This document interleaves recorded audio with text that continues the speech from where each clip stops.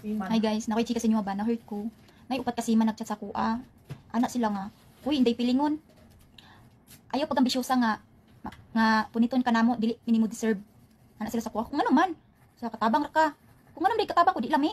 Sa pa, guwapa, lami mo luto. Hawad mo dalas tanan. Unsa pa may kulang? Unsa din yung gipangita?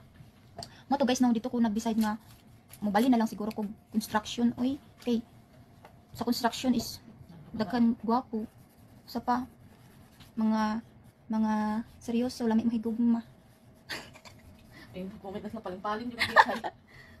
Sa mura to guys, ako lang gi-share ko ang kuan para mabawasan pud niya ako ang gibati. Hoy, pagmata. Joke lang.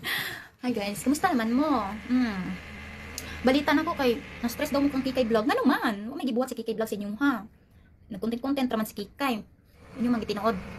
O di karon, kamoy na-stress si Kikay, na blooming na tungod sa inyong pangbasya ha. O kamoy lugi. Sa kung saan inyong storya si Kikay, bisag storya niyo mga sakit dira, dili mapiktuhan.